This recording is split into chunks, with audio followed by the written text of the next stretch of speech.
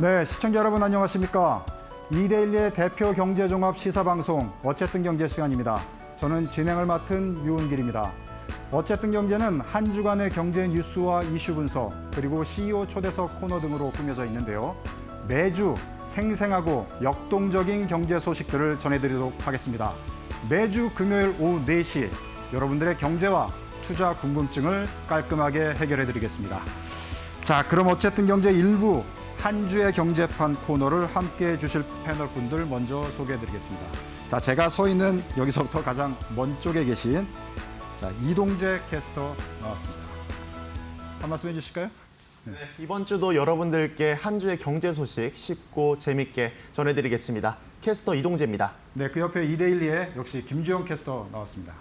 네, 안녕하세요. 김주영입니다. 4시에 항상 찾아뵙고 있는데요. 오늘도 좀 어려운 경제 이슈들 재밌고 생생하게 풀어드리도록 하겠습니다. 자, 오늘의 이슈 분석을 위해서 특별 게스트로 오늘은 윤현종 동국대 법무대학원 교수님 나오셨습니다. 네, 인사 말씀 한 말씀 부탁드릴게요. 안녕하십니까. 동국대에서 부동산 탐정 강의를 하고 있는 윤현종입니다. 반갑습니다. 자, 우리 윤 교수님 나오신 이유는 좀 이따 저희가 이제 이슈 분석할 때 자세히 아실 수 있을 것 같고요. 자, 이제 어쨌든 경제 제작진이 선정한 한 주의 경제판 뉴스퀵 5 본격적으로 시작하겠습니다.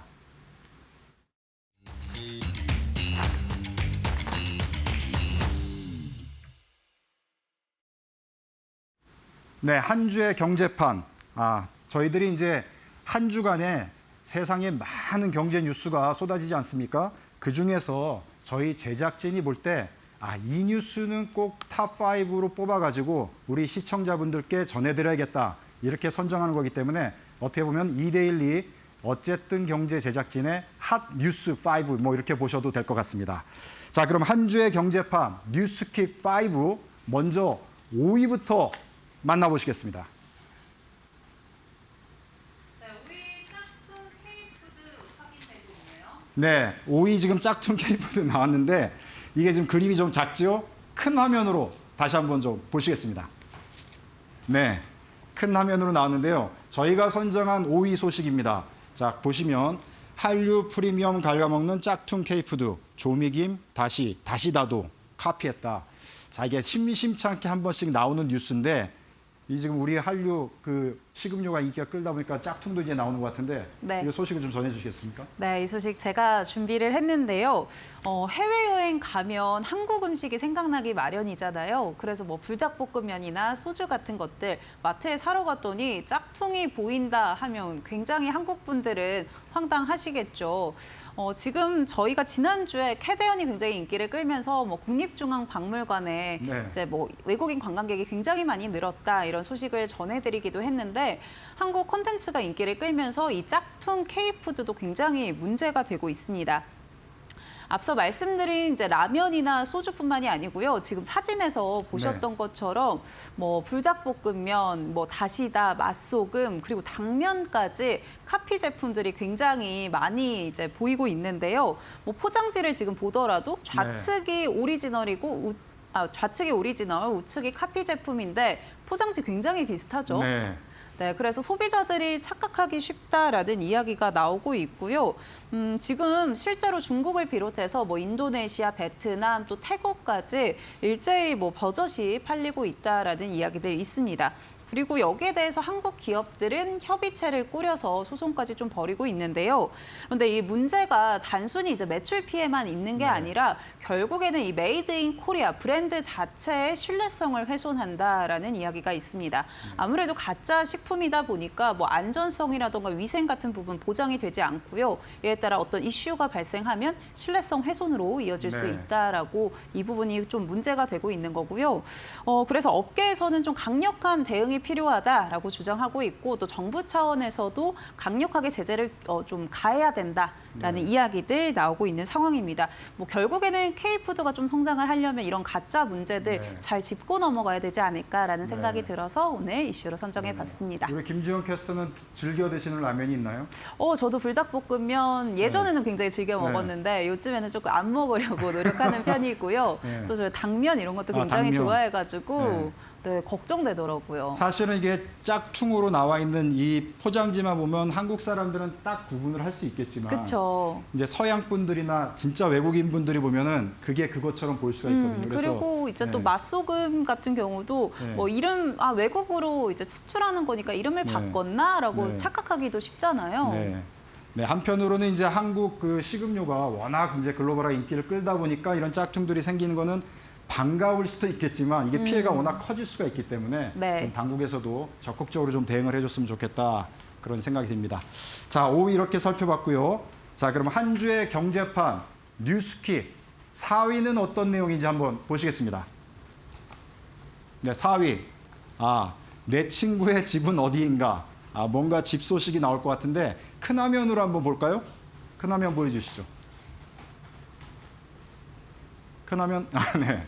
자, 이게 지금 서울 인구 추이 내용들을 볼 때 지금 서울의 인구가 이렇게 감소는 쭉 하고 있지만 서울 가구 주택수도 어느 정도는 이제 유지를 하고 있지만 가구 수가 계속 많기 때문에 내 집 마련하기가 어렵다 이런 소식인 것 같은데 자세한 내용을 우리 이동재 캐스터가 좀 전해주시겠어요? 네, 4위 내 친구의 집은 어디인가인데요. 사실 집이 부족하다, 주택이 부족하다 이런 네. 말 굉장히 많이 듣잖아요. 항상 요즘에. 나오죠, 항상 나와요. 네. 그런데 사실 생각해 보면 서울 인구는 2010년 이후로 쭉 감소세고요. 네. 저출산도 20년째 이어져 오고 있는데 네. 왜 서울의 집이 부족할까요? 네, 이번 소식에 따르면요. 인구 구조 변화를 주택 공급이 따라가지 못하는 게 가장 큰 이유로 꼽혔습니다. 왼쪽 사진을 보시면 네. 이제 인구 구조 변화를 주택 공급이 따라가지 못하는 게 보이실 텐데요. 서울에서는 7년 연속으로 가구 수 증가가 주택 공급을 웃돌았습니다. 3, 4인 이상 가구에 1인, 2인 가구 분화하는 속도가 굉장히 빠르게 진행되면서 연간 2만 가구 정도가 초과 수요가 발생한다고 하는데요. 이러한 이유 때문에 인구 감소 국면에서도 서울 지역의 집값 상승세가 쉽게 잡히지 않는 모습입니다. 지방의 경우도 1인 가구가 증가하는 추세지만요. 전체 인구 감소 속도가 더 빠르기 때문에 오히려 주택이 초과 공급이 된다고 하는데요. 아무래도 청장년층이 대학, 일자리, 인프라 등으로 이제 서울 수도권에 몰리기 때문이겠죠. 그런데 이 1, 2인 가구는 아무래도 소득이나 자산이 부족할 수밖에 없잖아요. 네. 그러니까 임대주택이 늘면서 전월세 상승까지 이어지는 모습입니다.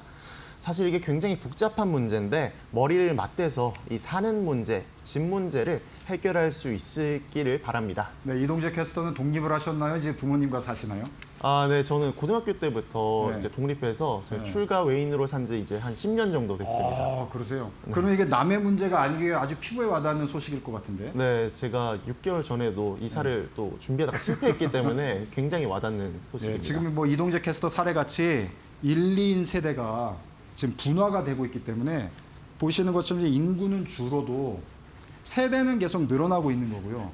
여기 보시면은 물론 이제 주택도 계속 증가를 해요. 근데 가구 수 분화가 더 많기 때문에 결과적으로는 항상 주택이 부족한 네, 맞습니다. 그런 지금 상황이 지금 연출되고 있어서 우리가 이제 일부 소식과 이제 뉴스들을 보면은 마치 이제 주택 보급률이 퍼센티지로는 뭐 100% 넘어 전국적인 평균으로는 그렇게 얘기를 하니까 이제 더 이상 주택난이 없다 이렇게 생각하실 수도 있겠지만 실제 디테일하게 이제 내용을 살펴보면 항상 주택이 부족하고 또 1, 2인 세대의 세대 문화가 굉장히 가파르다 이렇게 보시면 될 것 같습니다.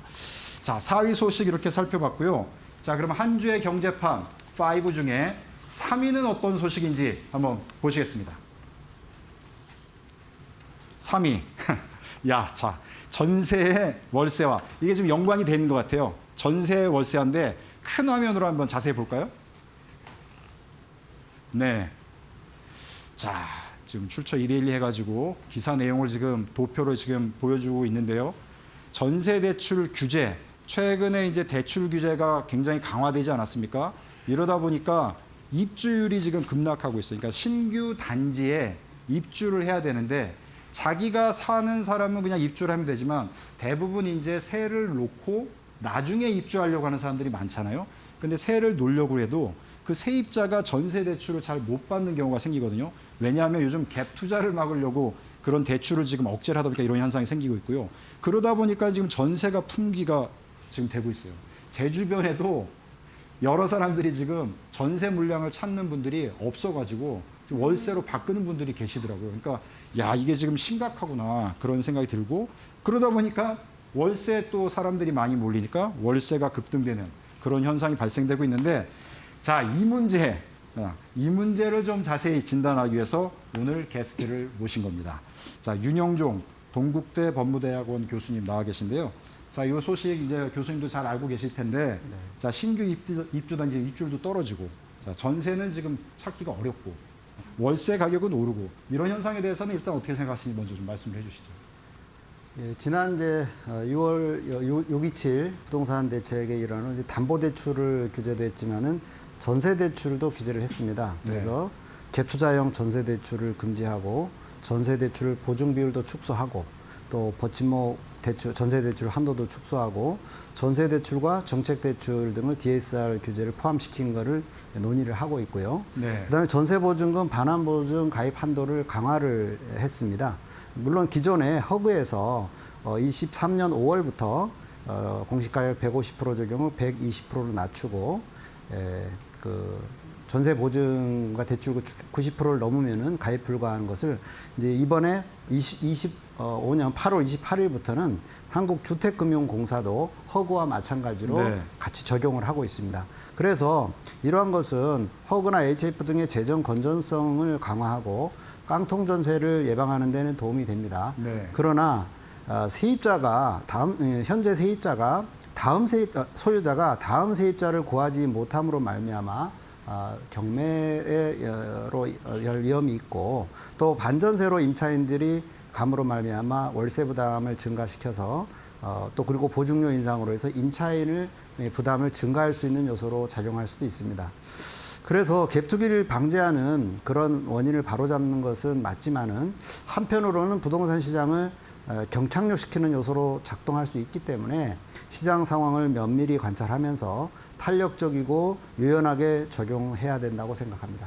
네, 우리 지금 윤 교수께서 말씀해 주신 대로 전세 대출, 지금 대출은 사실 좀 억제하는 게 지금 시장 상황에서는 맞을 수가 있는데, 이거에 대한 부작용으로 자꾸 이제 전세가 지금 품귀가 되고 있고, 월세는 지금 가격이 오르고 있고, 거기다가 각종 이제 아파트 선호 현상이 강하고, 빌라는 또 전세나 월세 또 안 가려고 하고, 이러다 보니까 아파트 월세 같은 경우는 계속 가격이 오를 수밖에 없는 그런 구조인데, 자, 이게 청년층 입장에서는 1, 2인 가구 뭐 세대 분할 지금 많이 되고 있고, 혼자 사는 가구들이 늘어나는데 부담이 많이 되고 있거든요. 교수님 어떻게 보십니까, 지금? 청년들의 부담이 사실은 가중될 것 같은데요. 예. 사실 이제 우리나라 전세 제도는 우리나라에서 집을 소유하기 전에 주거 사다리 역할을 하고 있었던 것은 아주 긍정적인 요소입니다.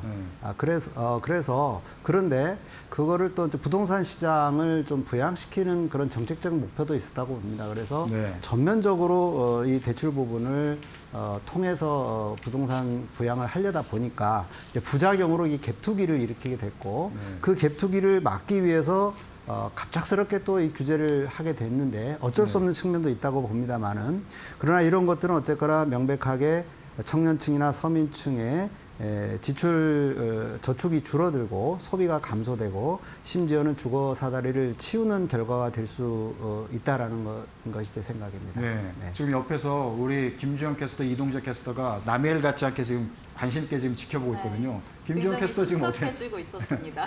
김주영 캐스터는 지금 어떤 생각 갖고 계십니까? 그러니까 이런 부분들이 좀 있다 보니까 사실 많은 뭐 신혼부부라던가 이제 젊은 층이 내 집 마련을 하려고 해도 이런 규제들이 좀 있다 보니까 좀 접근하기가 쉽지 않잖아요. 그러니까 뭐 혼자 살 엄두가 잘 안 날 것 같고, 저도 실제로 이제 부모님이랑 아직 살고 있거든요. 그래서 독립하기 쉽지 않겠다 이런 생각이 듭니다. 지금 독립해 계신 우리 이동재 캐스터는 어떤 생각이 드십니까? 네, 저도 얼마 전에 이사를 시도하다가 실패한 경험이 있습니다. 그리고 그래서 어쩔 수 없이 계약을 연장했는데 또 그러다 보니까 전세에서 월세로 이제 다시 바꿔서 재계약을 했거든요. 그러다 보니까 이 문제에 대해서 계속 어떻게 나아질 수 있을까 하는 고민이 되는 것 같습니다. 이게 청년층의 고민이 깊어지고 있는데, 그러다 보니 이제 청년층의 자녀든 노년층도 이게 같이 걱정이 되는 거, 사회적인 문제가 될 수가 있는데, 사실은 지금 이제 대출 억제가 이런 부작용으로 나오고 있긴 한데, 근본적인 원인을 찾아가다 보면 우리 얼마 전에 그 전세 사기 엄청나게 대량 사건 사기들이 막 벌어져가지고 난리가 나지 않았습니까? 그러다 보니까 안전하게 하기 위해서 전세를 기피하고 월세를 가는 현상도 생기고 또 빌라나 이런 것보다 아파트를 더 선호하는 이런 현상이 생기다 보니까 더 이런 현상이 가속화되고 있는데 자, 이런 근본적인 문제에 대해서 우리 임 교수님 어떻게 우리가 지금 접근하고 좀 해결을 해야 될까요? 네, 지금 이제 이러한 전세 대출 규제나 반환 보증 가입 강화하는 대책도 필요합니다만은 지금은 우리 사회가 이런 전세 사기나 부동산 사기 등 이런 사고에 대해서 네. 근본적인 해결책을 이제는 정말로 더 이상 늦출 수 없는 고민을 해야 될 시기라고 생각하고 제 나름대로 이 분야에 대한 거래 사고에 대한 그 연구를 한 20여 년 이상 해옴으로써 대안책은 가지고 있습니다만은 오늘 뭐 조금이나마 제가 제시할 수 있도록 하겠습니다. 네. 자, 그러면은 얼마 전에 이제 대량 전세 그 사기들이 많이 벌어지지 않았습니까? 네. 최근에도 그런 그 전세 또 월세 관련돼서 주택 매매 관련해서 사기들이 이렇게 계속 많이 발생하고 있는지 지금 현황이 어떤가요? 우리가 이제 부동산 사고라든지 이런 것들은 주로 신문에 난 사회적인 사건, 네. 예를 들어 대량의 전세 사기 사건이나 네. 아니면 특별한 형사 사건, 민사소송 사건 이 정도만 알고 있지 그 나타나지 않는 정말로 그 크고 작은 분쟁들은 상상할 수 없을 정도로 많이 일어나고 있습니다. 현장에 있는 사람들이 알 수 있는 상황인데요. 자, 그런 것은 아직도 그래서 국가 차원의 어떤 고민이 시작돼야 되지 않나 생각합니다. 네.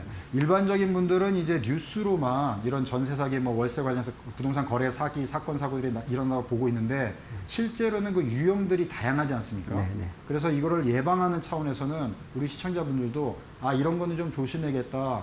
이런 차원에서 좀 사기의 유형들 네. 많이 발생되는 거 그런 것들을 좀 소개해 주시면 좀 도움이 될 것 같습니다. 일단은 그 기본적으로 가장 광범위하게 일어나는 것들은 조직적 공모형이라고 제가 분류를 했습니다. 네. 조직적 공모형은 고도의 범죄 전문가들이 저지르는 거고요. 네. 일종의 기획부동산의 변형이라고 봅니다. 네. 이런 것들이 부동산 주택시장에도 일어나고 있는데요. 유튜브나 이런 것들을 활용해서 특수경매 공동투자를 유도하는 그런 피해 사례도 있고요. 네. 그다음에 재개발 도로 지분 투자 등에서 피해 사례도 있고요. 많이 이제 언론에 나왔습니다만은 지역주택조합 재개발 투자 피해 사례도 있고요. 그다음 민간 임대 아파트 투자 피해 사례도 많이 있고, 특히 아주 심각한 건 생활형 숙박시설 투자 네. 피해 사례 많이 있습니다. 그리고 최근에는 코인이라든지 NFT 등 가상자산을 활용한 부동산 사기 사례가 발생하기 시작하였습니다. 이것은 네. 아직 언론에 나와 있지 않지만 네. 실제로 수사기관에 수사가 진행되고 있기 때문에 네. 물론 가상자산이 가입되어 있다고 다 사기는 아닙니다. 정상적인 게 있는데 네. 이러한 정상적인 것들을 활용을 해서 사기를 네. 치는 세력이 있다는 거. 네. 그거를 우리 시청자들과 국민들은 알고 계셔야 된다고 생각합니다. 네. 그리고 이제 전통적으로 반복적으로 발생하는 또 그 부동산 매매 사례는 특히 요즘같이 개인마다 여러 가지 신용이라든지 재산 상태에 따라서 대출의 금액 여부가 많이 편차가 큽니다. 네. 그래서 거래를 하기 전에 대출 가능 여부, 그다음에 금액에 대한 정도를 미리 사전에 철저히 점검하지 않으면 계약을 체결 후에 중도금 잔금을 치르지 못하고 계약금을 몰수당하는 그런 피해들이 많이 일어나고 있습니다. 네. 그다음에 또 매도 물건의 하자를 공지하지 않아서 추후에 하자담보 관련 소송이 발생하는 분쟁이 발생하는 경우가 많이 있고요. 네. 또 전매 약속이나 고수익 보장하는 언론 매체를 통한 허위 가장 광고 사례들 많이 있고요. 그다음에 신분증을 위조하거나 공무사를 위조해서 타인의 부동산을 팔아치우는 사례는 여전히 계속 발생하고 있습니다. 네. 예. 그다음에 월세 임차인으로 입주해서 소유자 행세를 팔아치우는 또 최근에 발생한 그런 유형도 있습니다. 임대 시장의 주요 사건으로는 역시 여기도 조직적 공모형 사기가 있는데 네. 요즘에 잘 아시다시피 신축 빌라를 업감정한 그런 최근의 대량 전세 사기, 그거를 저는 신축 빌라 업감정형이라고 제가 정의를 내렸고요. 감정. 예. 감정가를 높여서 네. 조직적으로 공모를 해서 비싸게 전세를 놓는 것. 네. 그를 업감정형이라고 저는 정의를 했고요. 그다음에 바지 소유자, 경제 능력이 없는 바지 소유자에게 명의를 넘겨서 보증금을 편취하는 그런 사례. 그다음에 대항력 악용형, 용어가 좀 어려운데요. 임대차 계약을 해놓고 잔금을 할 때 소유자가 바뀌면서 소유자가 바뀌는 순간에 대항력의 발생 여력은 이 길 0시부터인데 당일날 만약에 소유권 이전과 동시에 근저당이 설정되면 근저당이 우선이 되고 세입자가 후순위 되기 때문에 네. 결과적으로 임차인이 보증금을 전액을 피해보는 그런 사례가 발생하고 있습니다. 그 세 가지를 통틀어서 저는 조직적 공모형이라고 제가 정의를 내리고요. 그다음에 이제 일반적으로는 깡통전세형. 그러니까 이것은 깡통전세는 처음부터 사기가 아닐 수도 있습니다. 갭투기용으로 투자용으로 하다가 의도하지 않았지만 시장이 피해를 그랬어요. 줬는데 그건 이제 일반형이라고 제가 분류를 하고요. 그다음에 전통적으로는 뭐 월세 임대차를 전세 임대차로 이제 변경하면서 보증금을 편취하는 주로 이제 중개 보조원이나 중개사나 아니면 네. 대리인들이 네. 하는 그런 사례들도 있습니다. 네. 지금 뭐 각종 사기 유형, 그다음에 의도하지 않았으니까 뭐 사고라고 볼 수 있는데 그런 사고 유형까지 쭉 설명을 해주셨는데 사실은 이제 일반 소비자 부동산 거래를 하는 분들이 예기치 않게 그런 당하는 경우도 상당히 많이 있어요. 그래서 근본적으로 부동산 거래를 하거나 우리가 특히 이제 임대차 시장은 또 이제 돈이 약간 부족하신 서민들이 또 많이 계시기 때문에 이게 사기 사건이 좀 근본적으로 방지되는 그런 대책들을 마련해야 되지 않겠습니까? 맞습니다. 그래서 이제 윤 교수께서 그런 쪽으로 연구를 많이 하셨는데 어떤 대책들이 필요한지 좀 말씀해 주시죠. 우선 제도적으로 저는 이제는 우리가 권원보험 제도 도입을 국가 차원에서 준비를 하고 해야 된다고 생각합니다. 이 권원보험은 권리보험이라고도 표현을 하는데 예를 들어서 전세 사기를 당한 사람들이 만약에 권원보험을 듣는 조건으로 전세 대출을 해준다든지 하게 되면은 그 권원보험 회사에다가 나 보험 예를 들어서 이제 보험이라는 것 자체는 내가 일정료의 보험료를 내므로 말미암아 피해가 발생했을 때 보험금으로 피해를 보상받는 구조지 않습니까? 네. 부동산에도 똑같이 할 수 있습니다. 네. 그래서 만약에 대출을 신청을 했는데 권원보험 증서를 가져와라 해서 했을 때 권원보험 회사에서 전문 분석가들이 이 사고가 발생하나 안 하나를 분석하는 게 보험회사의 역할이지 않습니까? 네. 그래 분석을 전문가가 철저히 했을 때 이거는 사고 날 위험성이 높다 할 때는 보험을 가입해 주지 안 받을 것이고 그러면 소비자들은 이 물건은 위험하니까 계약을 체결하지 않는 그런 순기능, 사고를 예방하는 기능을 할 수가 있고요. 네. 전문가가 분석했음에도 불구하고 일부는 또 사고로 이어진 경우가 있을 수 있습니다. 네. 자, 그럴 경우에는 보험금으로 그 피해 난 것을 보전할 수 있기 때문에 권리보험, 권원보험이야말로 전세 사기를 포함해서 모든 부동산 거래 사고에서 이 고객들, 즉 국민들의 피해를 예방할 수 있는 근본적인 해결책이라고 보고요. 네. 이건 이제 이 제도가 도입되어 있지만은 활성화되지 않는 것은 보험료 문제입니다. 네. 그래서 저는 보험료는 국가에서 거래안전기금을 만들어서 서민들이나 이 전월세라든지 서민용 그런 부동산 거래에 있어서는 국가에서 권원보험료를 지급하고 네. 중산층에 대해서는 국가에서 일부 지원, 그다음에 상위층은 본인 부담으로 해서 권원보험료를 내서 권원보험이 전반적으로 시행이 된다 그러면 지금과 같은 전세 사기나 모든 부동산 거래 사고는 상당 부분, 거의 전체적으로 저는 방지할 수 있다고 봅니다. 네. 자, 이게 전세, 월세, 이게 서민들하고 아주 뭐 밀접하게 관련된 문제이기 때문에 좀 자세히 살펴봤고요. 자, 한 주의 뉴스킥 5 중에 그럼 이제 2위로 넘어가 보겠습니다. 자, 2위는 어떤 소식일까요? 나와버렸네요. 5,800만의 유호. 자, 큰 화면으로 봐야 될 것 같은데요. 이 말로는 잘 이해가 안 되는데요. 큰 화면 보여주시죠. 이게 지금 평균 연봉 이렇게 해가지고 쭉 직급별로 연봉이 쭉 적혀 있는데 2위 평균 급여 5,800만 원. 자, 취준생 꿈의 직장인 이제 신입 직원을 뽑나 보죠. 자, 관련해서 자세한 소식을 좀 이동재 캐스터가 전해주시죠. 네, 2위 5,800만 원의 유혹은 제가 선정해 봤습니다. 기자님은 대학생들이 가고 싶어하는 꿈의 기업이 어디라고 생각하시나요? 그렇게 물어보면 여기 카카오라고 써 있는. 네, 맞습니다.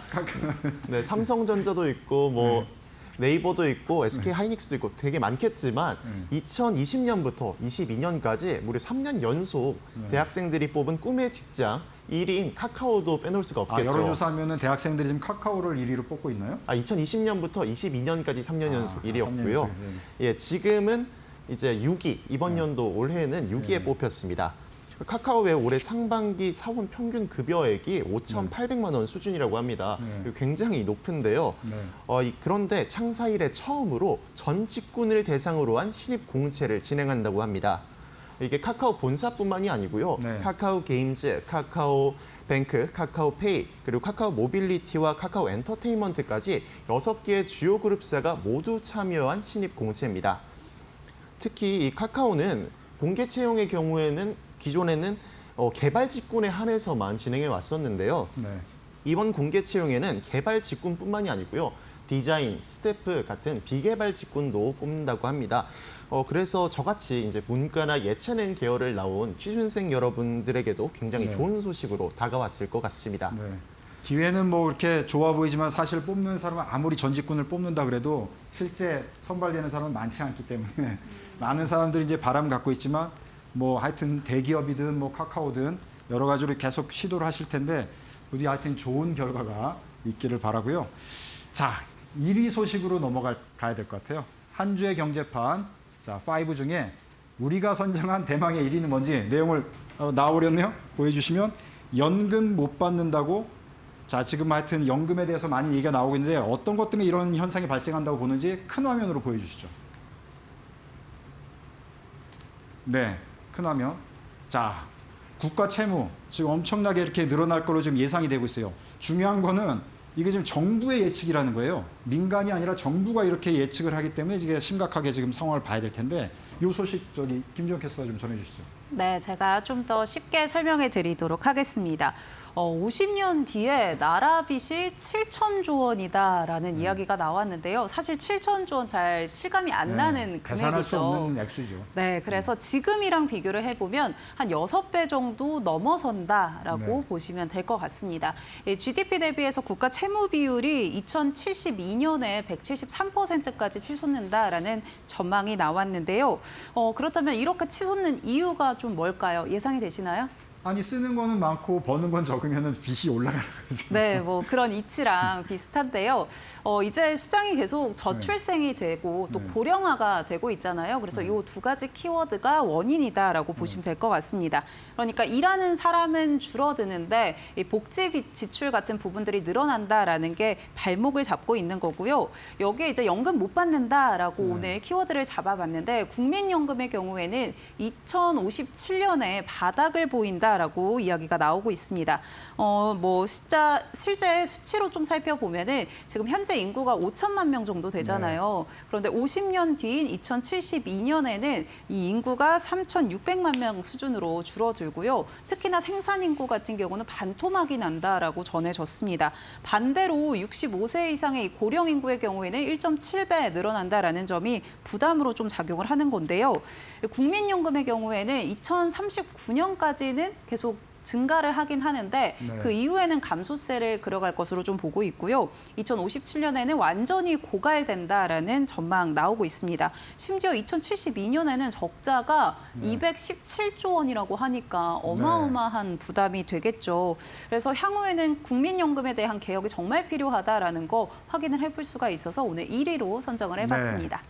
어떻게 보면 지금 이제 뭐 암울한 소식이긴 한데 근본적인 뭐 해결책은 역시 우리가 열심히 노력해가지고 네. 경제 성장을 시켜야 된다. 기업도 성장을 시키고 나라도 성장시키고 성장시켜서 이 그래프를 거꾸로 성장을 계속하는 역성장할 수 있도록. 네. 계속 성장해서 이 문제가 지금 기후에 그칠 수 있도록 그렇게 노력을 해봐야 되지 않을까 이런 생각이 들었고요. 자, 어쨌든 경제 제작진이 선정한 한 주의 경제판 뉴스킥 5는 이렇게 해서 마치도록 하겠습니다. 자, 지금까지 김주영, 이동재 캐스터 그리고 윤현종 동국대 법무대학원 교수께서 수고해 주셨습니다. 감사합니다. 감사합니다. 자, 이번에는 저희 이데일리 TV 이지은 기자가 취재한 AI 패키징 전쟁터에서 과연 삼성, LG를 넘어설 승자가 있을지 이에 대한 리포트를 보시겠습니다. 이 뉴스 소식 전해드리면서 어쨌든 경제 1부를 마치고요. 2부에서 다시 찾아뵙도록 하겠습니다. 자, 2부에서는 글로벌 부동산 시장 동향과 함께 특히 요즘 관심을 받고 있는 일본 부동산 시장 자세히 살펴드리도록 하겠습니다. 자, 어디 가시지 마시고요. 채널 고정 부탁드립니다.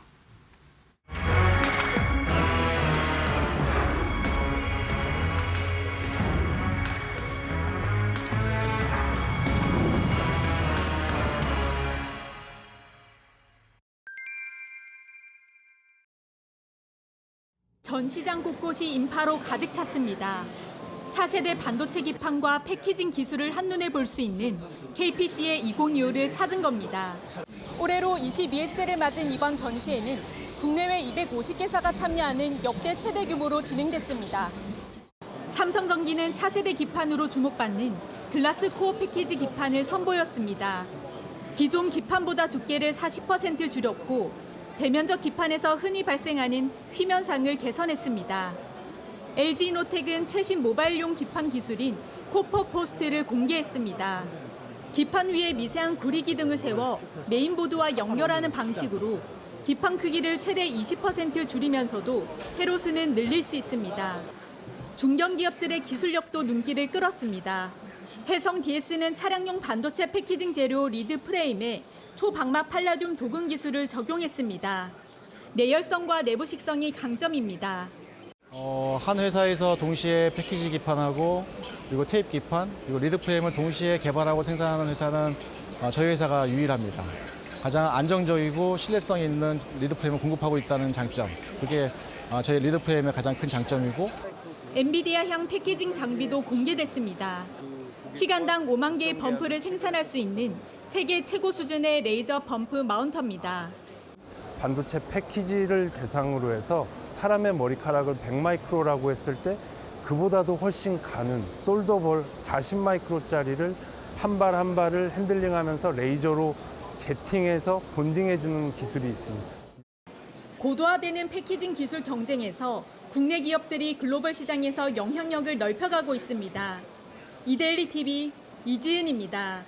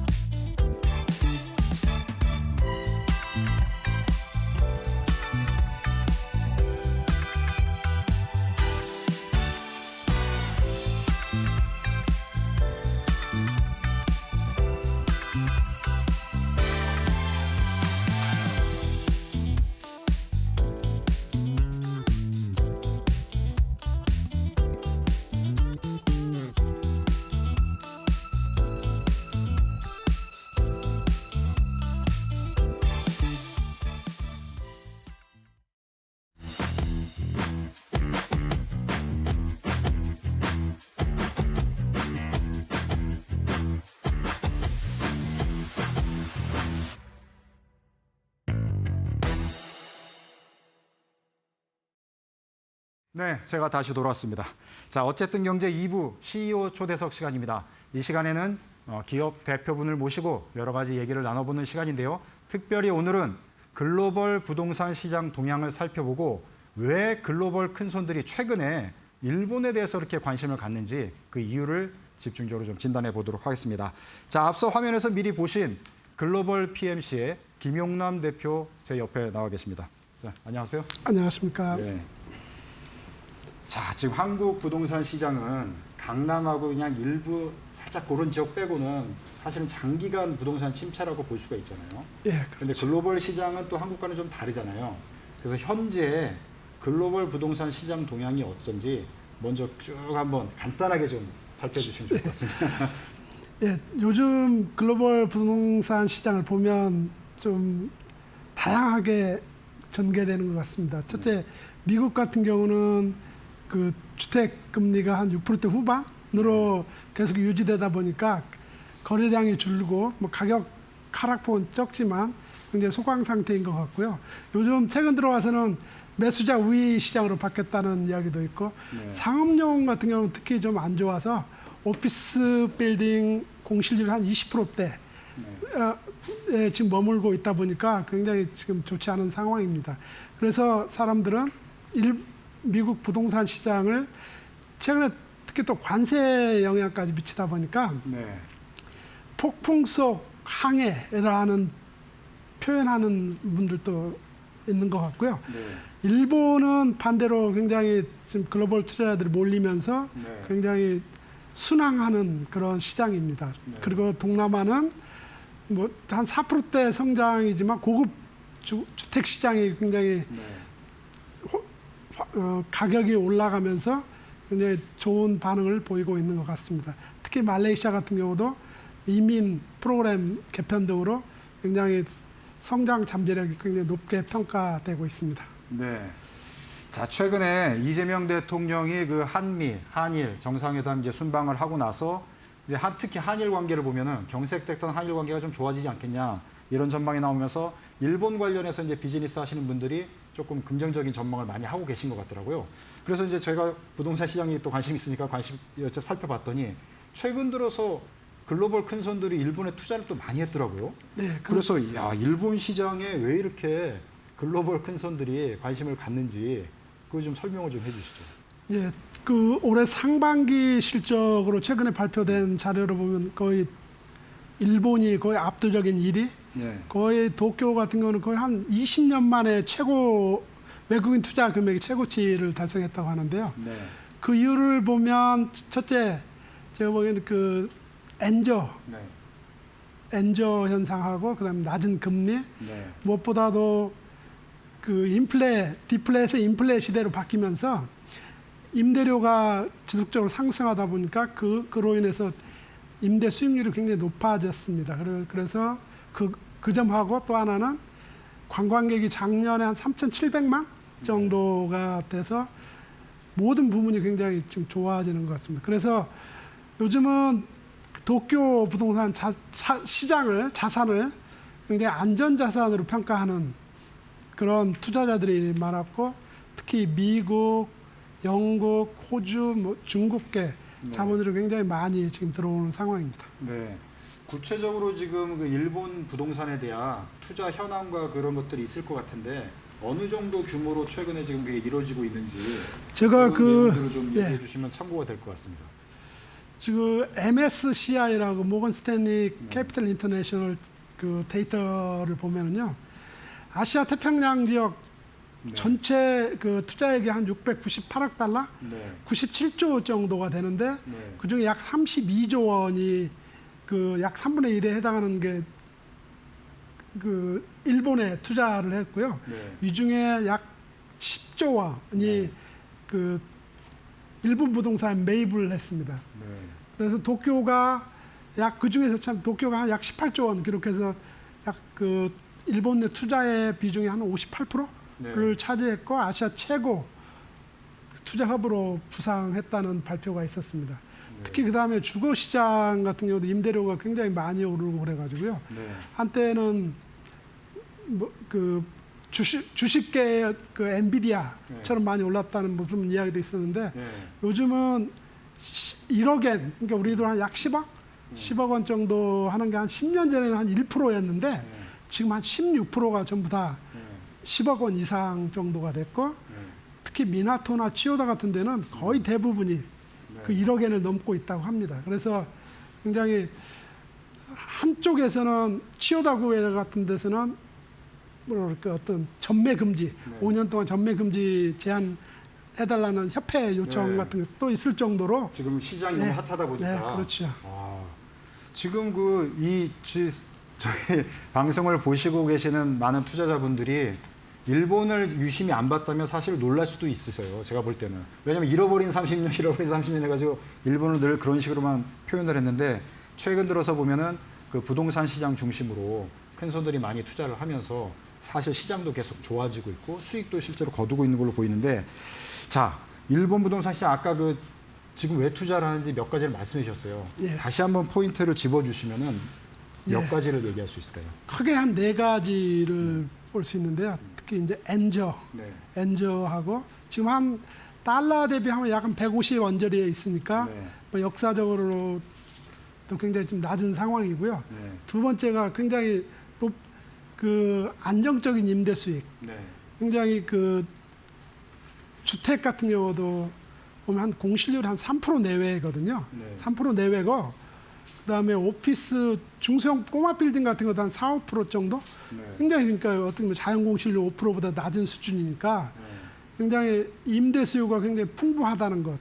또 하나는 그 우리 일부에서 일본 인구가 감소하는데 왜 거기 투자하냐라고 이제 이야기하는 분도 있는데 도쿄 이런 대도시는 인구가 오히려 더 늘어나고 있다는 점. 도쿄 인구가 늘어나고 있어요. 예, 그래서 그런 쪽은 굳이 염려 안 해도 될 것 같고요. 그다음에 대출 금리가 한 2에서 2.5 사이니까 굉장히 우리하고 비교할 수 없을 만큼. 그렇죠. 미국이 4.5%, 영국이 4% 뭐를 보면 반 정도 되잖아요. 그래서 임대 수익으로 충분히 커버하고도 레버리지 이펙트를 얻을 수 있으니까 그런 게 있고 그다음에 일단 거기에 관광객이 많이 들어오면 아무래도 그 어떤 인프라 투자들 당연히 늘어나고 호텔 늘어나고 리테일 수요 늘어나고 그렇게 하게 되지 않습니까? 그래서 굉장히 요즘 도쿄에서는 호텔 업자들이 땅을 워낙 매집해가지고 아예 집질 땅이 없을 정도로 그 정도. 네, 그렇다고 합니다. 그래서 아까 우리 앵커분께서 말씀하셨던 잃어버린 30년에서 제 주위에서도 보면 일본 땅값 아니 부동산 값 오르냐라고 하는 분이 많은데 실제로 2015년부터 거의 가파르게 지금 올라가고 있는 상황입니다. 그런 상황이다. 네. 자, 그러면은 실제로 한국 분들 중에서 뭐 빌딩일 수도 있고 건물일 수도 있고 뭐 주택일 수도 있을 텐데 실제 투자 성과는 어떤 사례들이 있을 것 같아요. 그런 거를 좀 소개해 주시면 바로 이해하기가 좋을 것 같은데. 저희 같은 경우는 2017년부터 그 국내 자산가들을 상대로 서비스를 해왔는데요. 한 한국에서 말하는 꼬마 빌딩 한 100억대 꼬마 빌딩 투자한 사례, 그다음 또 일부 어떤 대기업 오너께서 펜트하우스 한 사례, 그다음 한 50억대 다가구 주택 한 건물 한 사례, 그다음 여러 또 타워맨션 한 10억 내외부터 좀 약간 올라가는 금액까지 해서 한 사례가 좀 있긴 한데 사실 이제 이분들이 바로 지금 매각을 하지 않았기 때문에 당장 아직 차익 실현은 안 네, 했고. 그렇죠. 그래서 계속 오르고 있으니까 그렇죠. 그냥 보유하고 계신 거네요. 네, 그분들은 한 최소 5년 이상은 보는 것 같고 최소한 그래서 왜냐하면 임대료가 계속 올라가고 있기 때문에 지금 최소 20, 30% 보유하고 있는데도 부담이 별로 없기 때문에. 그렇죠. 그래서 굉장히 지금 나름대로의 수치상으로 성과를 지금 보고 계신 상황이고 임대 수익도 괜찮아서 굳이 지금 매도할 상황이 아니라서 대부분 다 보유하고 계시다. 맞습니다. 그래서 자. 특히 또 한국과 달리 네. 그런 관리 개인 자산가들의 관리 시스템이 잘 돼 있어가지고 굉장히 또 다시 투자까지 고려하는 분들도 좀 많이 생기는 것 같습니다. 네.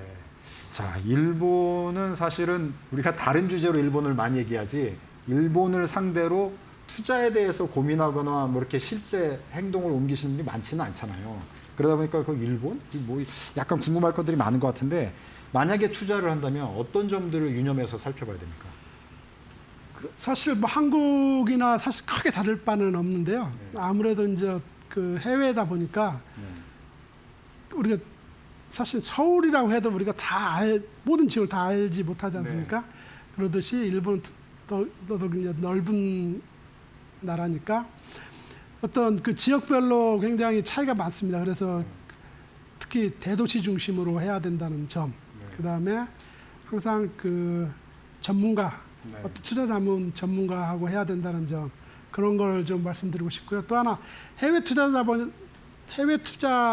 보니까 절차가 좀 여러 가지가 있습니다. 법인 설립, 해외 투자 신고,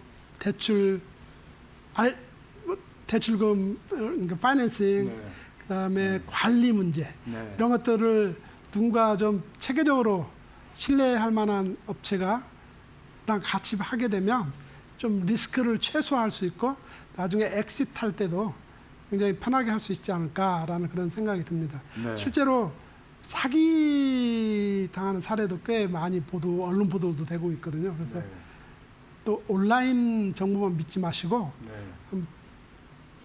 실사를 제대로 좀 한 후에 투자하면 좋겠습니다. 자, 이렇게 유념할 점들에 대해서 이제 말씀해 주셨는데 글로벌 PMC 대표이시지 않습니까? 또 창업하셨고 지금 오너 대표이신데 글로벌 PMC는 어떤 회사이고 이게 해외 부동산만 하시는 게 아니잖아요. 그래서 간단하게 회사 소개 좀 해주시죠. 저희는 2004년 4월에 제가 건국대학교 부동산대학원 재학 중에 만들었는데요. 그 당시만 해도 대부분의 20년이 넘은 거네요. 21년 차입니다. 21년 차인데 저희가 최초의 중소형 빌딩 자산관리 전문 기업으로 탄생했고 그 당시 상황이 사실은 자산가들이 그걸 마땅히 관리해 줄 만한 회사가 없다고 그래서 제가 이제 그걸 보고 해서 굉장히 초반에는 어떤 신뢰를 얻기가 굉장히 힘들었거든요. 그래서 그거를 저는 이제 금융기관과의 업무 제휴 같은 걸 통해서 신용 보강을 하고 실제로 실적을 보여주면서 저희가 그 어떤 어려움을 해서 지금 현재는 이제 중소형 빌딩 자산 관리하면 글로벌 PMC로 거의 통하는 것 같습니다. 네. 그러면 이제 근본적으로 회사의 근본적인 거는 건물 관리 회사고, 네, 저희 유지 같은 관리 경우는 회사고. 예, 아니요. 크게 좀 이제 용어의 차이가 있는데 우리가 이제 크게 건물 관리하면 그냥 청소 경비 이런 하는 걸로 생각하시는 분이 많긴 자산 관리. 그렇죠. 저희는 이제 프로퍼티 매니지먼트 PM. 그래서 원래 저희는 PM 회사입니다. 자산 관리 회사. 그러면서 저희는 중소형 빌딩이니까 시설 관리까지 전체적으로 토탈 서비스를 해주는 회사고요. 그 시장에서 저희가 이제 130개 관리하면서 1위고요. 2017년부터 해외 부동산 투자 자문 저희 고객의 요청에 의해서 그 일본부터 시작해서 지금 활발하게 서비스를 제공해 오고 있습니다. 그러니까 이제 자산 관리 회사 그러면서 이제 건물 관리도 하다 보니까 고객들의 이제 투자에 대한 니즈들이 있다 보니까 자연스럽게 해외 부동산도 살펴보게 됐고 그쪽까지 시장을 넓히신 그리고 최근에는 일본 시장이 좋으니까 일본 시장을 또 유념해서 보고 있는 그런 상황이라고 볼 수 있겠네요. 자, 그러면 가장 어려웠던 점도 있었을 텐데 어떻게 극복하시고 이제 성장을 계속하시는 거예요? 예, 아까 잠깐 말씀을 드렸는데 사실은 그 제가 없던 시장을 만들었기 때문에 사실 그렇게 큰 어려움은 없었지만 이제 초창기 영업상에 너희를 어떻게 믿냐? 너희는 100억짜리, 뭐 50억짜리 되는 빌딩을 너희한테 관리를 맡겼다가 뭐 어떤 고객의 변호사는 야 그러다가 관리회사한테 뺏길 수도 있다. 힘들어도 직접 하세요라고 했다는 이야기 있을 정도니까 그렇지만 그거 아까처럼 저희는 그 맨 처음 신한은행하고 이제 업무 제휴를 해서 2004년부터 쭉 신한은행 고객들의 관리를 해줬거든요. 그래서 그러면서 입소문이 나서 우리은행, IBK, KB, 뭐 삼성증권 그러면서 사실은 저희는 이제 신용 문제를 극복해서 사실 큰 어려움은 없었고 그걸 바탕으로 제가 2016년부터 해외 부동산 그 단체 CCM 한국협회 회장을 쭉 역임하면서 글로벌 네트워크를 구축하고 그걸 바탕으로 지금 서비스를 하고 있습니다. 네. 자, 이게 한국에 사실은 부동산 산업 쪽으로 그 알차게 성장하는 회사가 많지 않거든요. 그래서 글로벌 PMC가 그간 20년 동안 많은 성장을 이루어왔는데요. 앞으로도 이제 잘 성장하기를 기대하면서요. 한국의 부동산 산업을 발전시키는데 또 글로벌 PMC가 또 많은 역할을 해주시기를 기대하겠습니다. 오늘 나오셔서 감사합니다. 감사합니다. 자, 지금까지 이제 글로벌 PMC의 김용남 대표와 함께 글로벌 부동산 시장 그리고 일본 부동산 시장 여러 가지로 진단을 해드렸습니다. 자, 오늘도 숨가쁘게 여러 가지 소식을 전해드리다 보니까 벌써 끝날 시간이 됐습니다. 자, 9월 중이지만 아직도 폭염이 계속되고 있는데요. 근데 오늘 하늘을 보니까 파란 하늘이 이제 가을이 다가오고 있구나 이런 생각이 드는 아름다운 날씨였습니다. 자, 그래서 한 주간 많이 고생하셨고요. 주말에 파란 하늘 보시고 또 평안한 휴식 취하시면서 시간을 보내시면 어떨까 이런 생각을 해봤습니다. 자, 어쨌든 경제는 매주 금요일 오후 4시 여러분들의 투자와 경제 궁금증을 깔끔하게 해결해 드리겠습니다. 저희는 다음 주에도 더 알찬 경제 소식과 인사이트로 여러분들을 찾아뵙겠습니다. 시청해 주셔서 고맙습니다.